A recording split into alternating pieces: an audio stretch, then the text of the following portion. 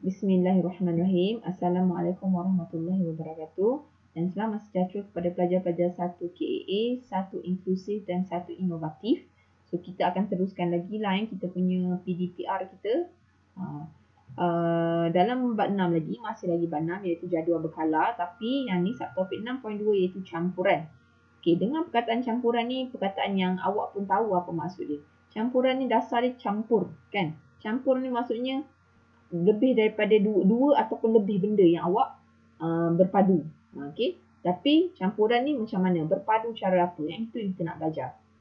Okey. Awak tengok kat sini. Dia kata campuran terdiri daripada dua atau lebih unsur ataupun sebatian yang bercampur secara fizikal.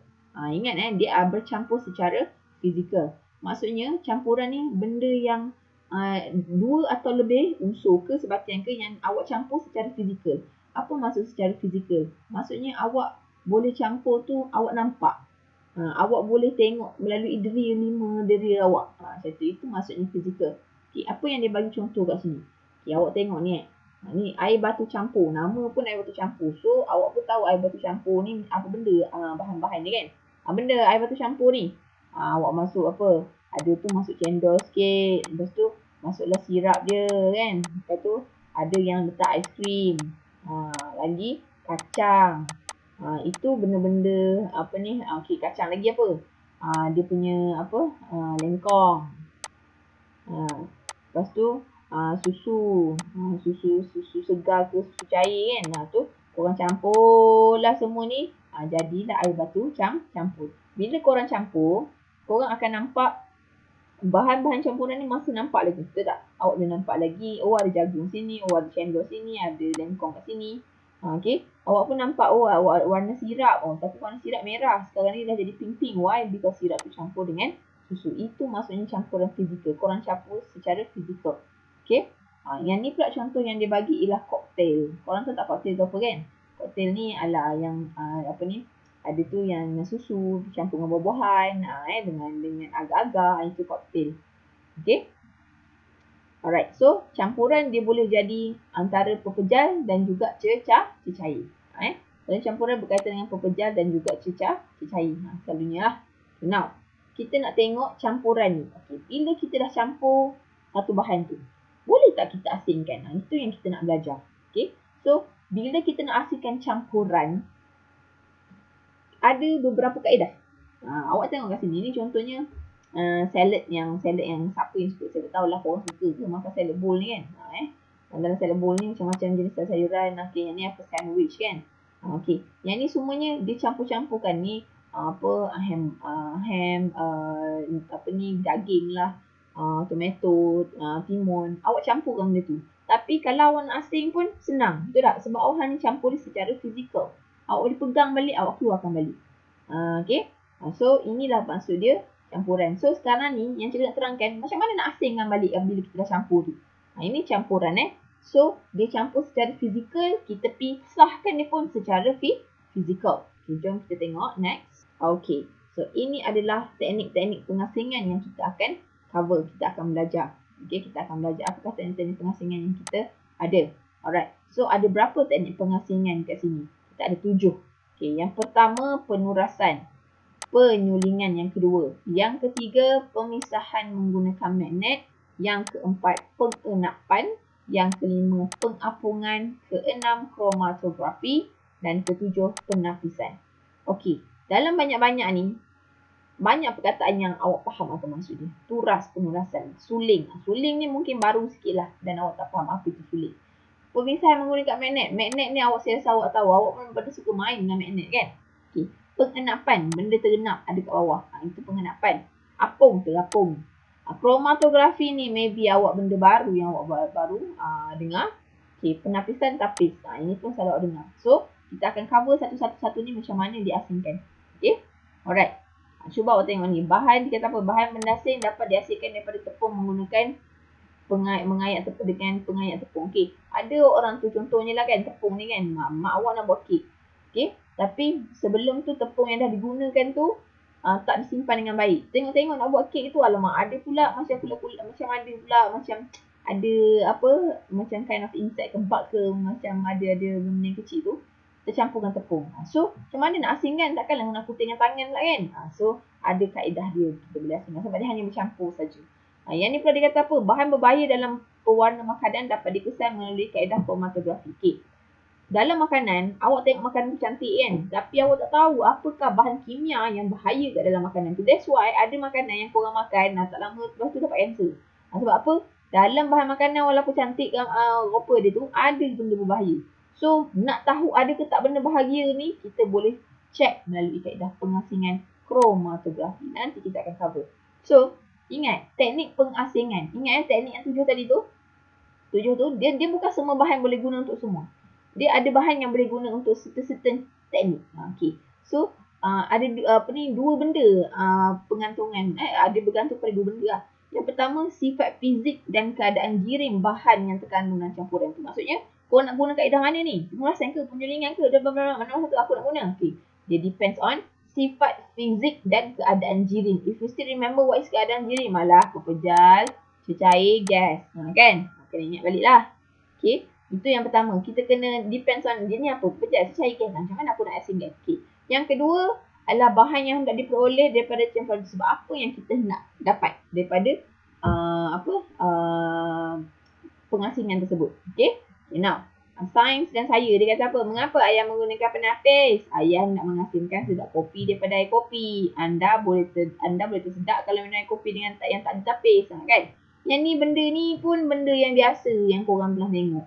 Okay, nak minum kopi, nak minum teh memang akan tapis. Tak adanya kalau kopi kedai ke, minum kopi kat kedai ke, mak kau buat ke, kopi ke teh tu serbuk sekali ada kat dalam tu kalau nak tersedak silakan. Okay, jom kita tengok kaedah yang pertama. Okay, kaedah pertama ni anak-anak digunakan kaedah apa? Digunakan kaedah penurasan. Nama kaedah dia penurasan. Turas. Bila kita cakap pasal turas, selalunya kita akan kaitkan kaedah penurasan ni untuk asingkan apa? Untuk asingkan bahan pepejal yang tak larut dalam cecair. Maksudnya dalam satu bekas tu dia ada campuran pepejal tambah cecair. Kita nak asingkan pepejal yang cecair kat dalam ni. Okey, contohnya macam tadi lah. Kopi dengan air kopi.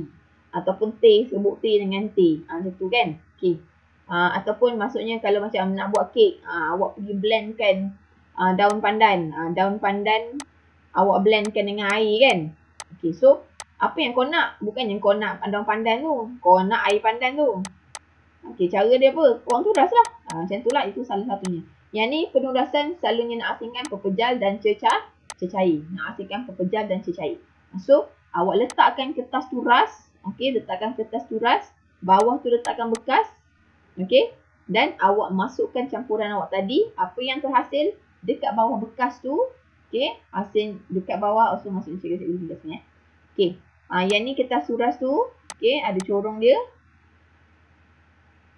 Okay, yang ni ada corong, sorry ni awak letak kertas turas. Okay, kat bawah tu tempat tadah dia. So, apa hasilnya? Hasilnya dekat kertas turas ni, dekat sini ada serbuk kopi tu yang kita dah tapis. Okay, so yang kat bawah tu yang air kopi. So, maksudnya awak dah dapat mengasingkan kopi dengan daripada air kopi lah melalui kaedah penurasan. So, ini dah contoh dia aktiviti 6.4. Kalau awak dekat sekolah, kita buat aktiviti ni. Tapi since kita tak dapat datang sekolah, inilah caranya. Okay. So, kat sini dicampurkan pasir dengan air. Okay. So, ni sebab ni eksperimen kat sekolah kan. Eksperimen kat sekolah tak guna air kopi ke air teh ke. Ni guna pasir dengan air. Kau campur pasir dengan air tu bercampur kan. So, tu boleh asingkan balik tadi ke? Boleh. Tak boleh pula. Pasir kan pepejal. Air ni adalah cecair. So, caranya campuran ni turas. Okey, kat sini tinggal apa? Apa yang hasil kat sini? Of course lapar, pasir. So, apa yang ada kat sini? Kat bawah ni ialah air. Hasil turasan dia ialah air. Macam tu lah. Simple je penurasan. Okey, next kita pergi. Okey, next ialah kaedah penyulingan. Yang kedua ialah kaedah penyulingan. Okey, kaedah penyulingan ni agak baru untuk awak lah. Awak baru dengar lah. Maksudnya bukan benda yang biasa awak dengar. Kaedah yang kedua ialah penyulingan. Penyulingan ni, okey, dia perlukan banyak benda sikit. Dia bukannya kaedah yang biasa-biasa. Dia ada banyak benda sikit. Tapi konsep asas dia penyulingan ni dia nak asingkan apa tau? Cecair dengan cecair. Okay. Dia nak asingkan cecair dengan cecair. Okay. Apa maksud cecair dengan cecair? Okay. Maksudnya macam ni Kalau awak nak tahu, okay, ada cecair yang boleh bercampur dengan air. Okay, dia bersatu dengan air. So macam mana kita nak asingkan cecair tertentu ni daripada air tu? Mana boleh guna kaedah perurasan tadi? Apa yang tinggal semuanya masuk ke bawah balik. Tak ada yang tertapis kan? So kalau nak menghasilkan cecair dengan cecair, kaedah penyulingan lah yang sesuai. Kita tengok aktiviti 6.5. Okay. Aktiviti 6.5 ni anak-anak. Okay. Awak tengok kat sini, dia kata menghasilkan campuran menggunakan kaedah penyulingan. Okey, selalunya kalau kat dalam amal, nak menghasilkan campuran melalui kaedah penyulingan, dia guna apa tau? Dia guna kondenser Liebig. Okey, dia menggunakan kondenser Liebig. Okey, dah nama kondenser. Kondenser ni berasal daripada perkataan kondensasi. So, do you still remember kondensasi ni daripada apa bertukar jadi apa? Daripada apa jadi daripada apa? Kondensasi ni daripada wap, gas ataupun gas menjadi cecair. Inilah fungsi kondenser Liebig. Dia kena guna kondenser Liebig. Okay. So sekarang ni mana dia bagi contoh ke awak. Dalam ni, okay, dalam pelalang dasar bulat ni ada air dengan alkohol, dia panaskan. Okay. Dia panaskan air dan alkohol. So awak tahu air pun cecair, alkohol pun cecair. Dua-dua ni adalah sejenis cecair. So, apa yang dia buat ialah dia panaskan. Apabila dipanaskan, awak tahu alkohol adalah bahan yang mudah meruap. So, alkohol akan naik ke atas ni wap dia. Alkohol naik atas ni wap dia, dia akan lalu dekat kondenser Liebig ni. Okay. Bila dia wap lalu kat kondenser Liebig, kondenser ni tukarkan wap alkohol tadi tu menjadi cecair. That is why bila dia lalu sini, dia jadi cecair dan dia terus turun bawah masuk dalam bikar. Faham? So kat sinilah alkohol yang awak dapat. Okay, so terasing lah. So maksudnya kat dalam ni masih ada air. Dekat luar ni awak dapatkan alkohol. Macam itulah. Okay, sebab mengasingkan cecair, antara dua cecair, mesti salah satu cecair, kedua-dua cecair tu mempunyai takat didih dan takat didih yang berbeza. That's why dia boleh menggunakan kaedah penyulingan. Kalau macam ni, alkohol takat didih dia adalah sangat rendah berbanding air. Sebab alkohol sangat mudah meruap kan. So that's why lah penyulingan adalah sesuai untuk menghasilkan cecair dengan cecair. Kan cecair dengan cecair susah nak hasilkan. Penyulingan lah cara ni. Okay. Alright, itu kaedah kedua. Kita tengok kaedah yang ketiga anak-anak. Okay, tak habis lagi. Dia bagi contohnya minyak wangi ni. Macam mana nak buat minyak wangi? Okay. Buat minyak wangi anak-anak. Dia minyak wangi ni depends on apa lah kan. Depends on apa benda yang korang nak lah. Nak bunga, nak bau lain lah contohnya kan. So ni kalau nak bunga ros, dia akan didihkan bunga ros tu dengan air. Okay. So bila dididihkan, dimasukkan ke kondenser, dihasilkan minyak wangi dan air yang terkumpul. Kat sini ada minyak tau. Dekat sini selalunya kalau kelopak bunga ke, kalau korang macam didihkan dia akan menghasilkan minyak. So ni cara dia lah salah satunya penyulingan. Okay, jom kita tengok pemisahan menggunakan magnet. Okay, so pemisahan menggunakan magnet, yang ni yang ketiga. So pemisahan menggunakan magnet is very simple lah. Of course lah, ada nama magnet, memanglah korang pisahkan dia menggunakan magnet. Okay, yang ni yang ketiga, pemisahan menggunakan magnet. So magnet ni dia akan tarik benda yang ada sifat magnet. Okay, bukan semua bahan bersifat magnet. Selalunya bahan yang bersifat magnet ialah logam. Tapi dan juga bukan semua logam bersifat magnet. Okay, contohnya apa logam yang bersifat magnet? Ada sifat magnet. Contoh kat sini ialah besi, okay, nikel dan kobalt. Contoh logam yang bersifat magnet. Apa logam yang tak bersifat magnet, cikgu? Ni nak untuk pengetahuan yang simple je lah. Emas. Emas mak awak tu yang mak awak pakai tu kan, emas, gangsa, aluminium, tiada magnet. Okay, that's why kalau macam awak beli emas kan, kalau kita nak uji emas tu original ke tak original, okay, cara dia ialah ada orang kedai tipu. jual emas, harga emas, tapi kat dalam emas tu sebenarnya dia masukkan besi sekali supaya nampak berat. Okey. So caranya ialah gelang mak kau tu, pergi ambil gelang mak awak ambil magnet, awak dekatkan dengan gelang tu. Kalau dia melekat, maksudnya ada unsur besi dalam tu. So kena tipulah mak kita membeli emas macam tu Ada orang yang buat macam tu, memang ada. Okey. So kalau contoh dia kat sini macam nilah. Okey. Paku besi ditarik oleh magnet. Kalau okey contohnya macam ni. Okey kat dalam ni kan, kat dalam satu bekas ni kan, contohlah awak masukkan paku. Ni paku kat dalam ni bekas ni pasir. Macam mana nak tarik paku daripada pasir tu? Awak gunakan magnet ni lah. Okey, awak gunakan magnet ada tutup faham? Okey. Now, kalau awak nak tahu yang ni dalam industri lah. Macam mana dia nak asingkan besi dan keluli daripada bahan buangan yang lain. Ni tempat-tempat bahan buangan logam kan. So macam mana dia nak asingkan, dia nak besi dan keluli. So dia gunakan magnet yang besar Ni memang magnet yang memang besar So dia ambil magnet ni, dia tarik naik atas. Lepas tu dia letakkan kat sini tu magnet tu. Lepas tu bahan keluli dan juga bahan besi akan melekat lah dengan magnet tu. Alright, itu cerita dia. So kalau korang nak tahu juga kaedah pengasingan menggunakan magnet ni, dia guna juga dalam industri makanan industri makanan. Untuk apa? Untuk dia tarik kalau ada besi-besi yang tercampur dalam produk makanan tu. Kenapa boleh ada besi dalam produk makanan tak cikgu? Sebab masa produk makanan tu dihasilkan, selalunya makanan yang dari skala besar dalam skala besar kilang-kilang ni, dia menggunakan mesin. Mesin mostly dia buat daripada besi. Kan? So berkemungkinan dalam makanan tu termasuk sedikit lah besi-besi yang berbahaya tu. Takkan nak masuk dalam makanan awak telan pula. That is why dia gunakan kaedah magnet untuk asingkan besi yang tercampur dalam bahan makanan, which is dangerous lah kalau nak makan. Faham Okay. Itu kaedah yang ketiga lah. Okay. Yang ni aktiviti 6.6 ni tak biasa je lah tak benda pun. Letak sulfur dengan sebuah besi, letak magnet, nanti sebuah besi tu tertarik. Itu cerita dia. Macam tu je. Okey, kaedah yang keempat anak-anak iaitu kaedah pengenapan. Nama dia pengenapan. Selalunya pengenapan dia akan berkaitan antara cecair dan pepejal. Kita nak asingkan cecair dan pepejal. Tetapi nama enap maksudnya ada benda yang akan turun bawah. Dan selalunya yang ada kat bawah tu adalah bahan pepejal yang lebih tumpat. Dia ni more kepada ketumpatan.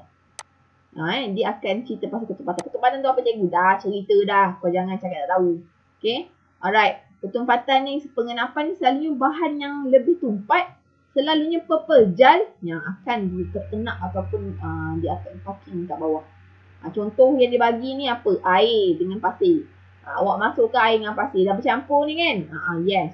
So, macam mana nak pisahkan ni cikgu? Okey, cara nak pisahkan dia, awak kena biarkan dia dulu sampai pasir tu terkena habis kat bawah. Barulah awak asingkan, awak tuangkan dulu air keluar. Macam tu lah cerita dia. Selain tu kan, kalau awak ada kehidupan seharian kan, kalau korang suka minum Milo kan. Okey, air Milo tu sendiri, kalau awak campur. Milo buat dengan apa? Milo tambah air, tambah susu kan. So, bila awak dah lama-lama dah awak biarkan Milo tu, awak tak minum, awak akan nampak lapisan. Lapisan kat bawah ni warna dia pekat sikit coklat dia. So, inilah lapisan yang Milo. Milo tadi terenap kat bawah. Okay. Milo tu nampak macam bercampur. Tapi sebenarnya bercampur secara fizikal dan masih boleh dipisahkan dulu. Kita enapan lah. Kat bawah ni akan Milo. Yang kat atas ni dia warna putih-putih sikit. Tapi sebenarnya kadang-kadang kat sini ada warna yang kurang pekat sikit daripada ni. Inilah mungkin susu tu. Yang ni baru air kalau yang lebih kurang pekat lah. Macam itulah dia pengenapan. Dia berkaitan dengan ketumpatan. Okay. Siapa lebih tumpat, dia duduk dekat bawah. Right, yang ni gitulah. Yang eksperimen ni campurkan. Lepas tu, itu saja tak ada benda pun. Okay. Alright, kaedah yang kelima anak-anak iaitu kaedah pengapungan. Apung, terapung. So, kalau dah nama yang dah nama terapung. Okay. So, kalau nama terapung maksudnya Ni pun lebih kurang pasal ketumpatan juga. Okey, ketumpatan juga. So, yang ni pula anak-anak, dia berkaitan pengasingan tentang cecair dengan cecair. Selalunya, cecair dengan cecair. Tetapi cecair ini berlainan ketumpatan. Walaupun cecair dengan cecair pun masih lagi berbeza ketumpatan. Right. So, cuba awak tengok gambar rajah ni. Dia campurkan air dengan minyak. Okey. Pengetahuan semula jadi awak, memang awak tahu air dengan minyak tidak akan bercampur. Tapi bila awak nak campurkan juga, awak akan nampak lapisan. Atas minyak, bawah air. Yang ni minyak, kat bawah ni air. Okey. So, inilah dia maksudnya ketumpatan berlainan. Air lagi tumpat daripada minyak. Kita dah belajar dah benda ni. Okay, so, macam mana pula nak asing kalau nak asing ni cikgu? Okey, cara dia awak biar bila dah campur tu awak biarkan je. Okey. So bila biarkan kita akan nampak lapisan. So bila kita dah nampak lapisan tu, macam mana kita nak keluarkan minyak tu? Dia ada satu kaedah. Okey. Inilah dia kaedah menggunakan corong pemisah. Korang tengok ni corong pemisah. Ni corong pemisah So corong pemisah ni apa yang korang kena buat? Korang kena biarkan dulu dia terasing. Biarkan saja dulu dia terasing. And then bila dia nampak dua lapisan secara jelas, awak awak buka pili ni untuk keluarkan air saja sampai setakat minyak. So dapat dah asingkan dua benda tu. Itu je. Ini corong pemisah. Ini bentuk corong pemisah.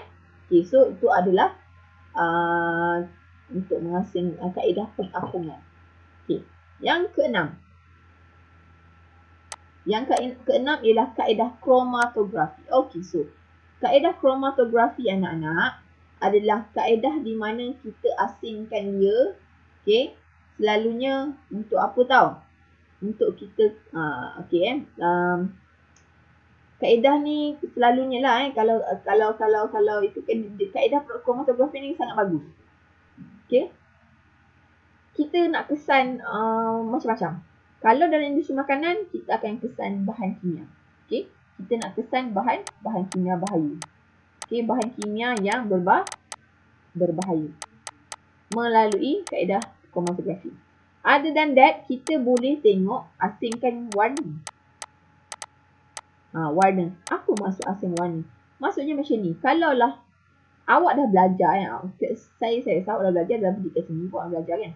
Okey. So, contohnya warna hijau. So, warna hijau anak-anak adalah hasil daripada biru tambah kuning. Betul tak?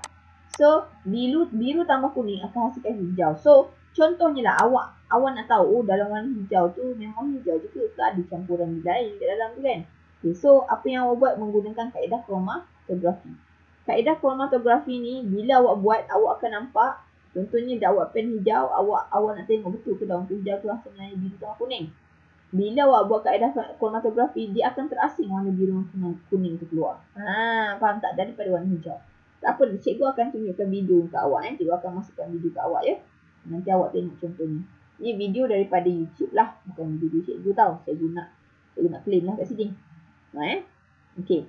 So, apa lagi selain itu? Okay. Kromatografi ni juga digunakan untuk uji air kencing. Sampel air kencing selalunya atlet. Okay, atlet ni dia tak boleh ambil dadah. Faham tak? Okay, kalau ambil dadah memang kau lagi laju. Memang patut kau menang. Macam tu kan? Ataupun kau ambil kau ambil bahan terlarang yang mengubah otot ke dan sebagainya, memanglah kau boleh jadi juara. That's why kalau sebagai atlet awak mesti clean. Okay? So, atlet ni selalunya dia akan diuji air kencing. Dia nak tengok dia ada ambil dadah ke tak. So, kaedah kromatografi juga digunakan untuk mengesan ada tak kandungan dadah dalam air kencing. Okay. So, ini kalau dalam makmal, inilah caranya. Inilah caranya. Alright, so kaedahnya ialah ini untuk warna. Ini untuk warna. Okay, sekarang saya akan tunjukkan video macam mana kaedah kromatografi untuk mengasingkan warna. Supaya awak faham apa maksud kromatografi tu Okey. Okey, bahan-bahan yang diperlukan untuk buat eksperimen ini adalah mula-mula kita perlukan air. Okay, kita perlukan air. Kemudian kita perlukan bika kaca. Kemudian kita perlukan pewarna makanan berwarna hijau. Okay, kemudian ni warna kuning, warna biru, ni warna merah. Gunting untuk potong kertas turas, lidi, dan yang ni yang penting sekali lah, kena ada kertas turas. Okey, mula-mula kita potong kertas turas ni, kita guntingkan dia kepada bentuk 4 segi supaya kita boleh masukkan ke dalam bika ini. Okey, kita akan gunting. Okey, gunting. Okey. Right. So, okey, antum akan dapat bentuk seperti ini. Okey, langkah yang kedua. Okey, antum lipatkan kertas turas itu seperti ini. Okey, kenapa kita lipatkan kertas turas seperti ini? Sebab kita akan masukkan lidi sate seperti ini. Okey, macam mana kita nak lekatkan dia? Boleh guna stapler ataupun boleh guna apa-apa saja bahan yang ada kat rumah antum. Okey, macam cikgu akan guna jarum peniti untuk lekatkan kertas ni. Okey, terlupa pula cikgu nak ambil jarum peniti. Tunggu ya. Alright, buat macam ni. Okey, kalau ada stapler lagi bagus. Okey, kemudian kita akan titiskan pewarna makanan tersebut dekat atas kertas turas ni. Okay, sebelum tu buat satu garisan dulu guna pensel supaya dia punya aras titisan pewarna tadi sama aras. Okay, disebabkan cikgu tak ada pensel, cikgu hanya lipat saja kertas turas ni. Okay, boleh nampak garisan tu kan? Okay, cikgu akan titiskan pewarna makanan tu dekat atas garisan tersebut. Kita menggunakan warna sekunda. Okay, so cikgu dah buat awal-awal dah. Okay, mula warna hijau, yang tengah-tengah tu warna orange, warna jingga. Dan yang ketiga tu adalah warna ungu Okay, so kita letakkan dalam air. Pastikan air tu dia tak terkena dakwat tersebut. Alright. Okay, kita pastikan apa yang berlaku.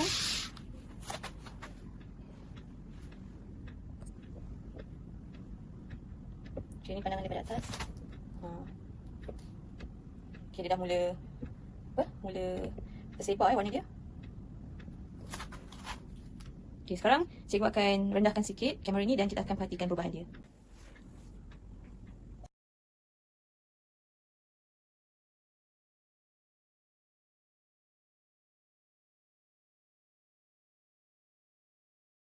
Alright, so anda dah tonton video yang cikgu tunjuk tadi, yang cikgu ambil daripada sumber YouTube So now, apa yang perlu awak buat? Sila lengkapkan praktis formatif 6.2. Sila lengkapkan praktis formatif 6.2 ya. Okay, so itu sahaja hari ni cikgu nak cover tentang campuran saja, unit campuran 6.2 saja, campuran. Kita akan bertemu pada kelas yang akan datang. Terima kasih.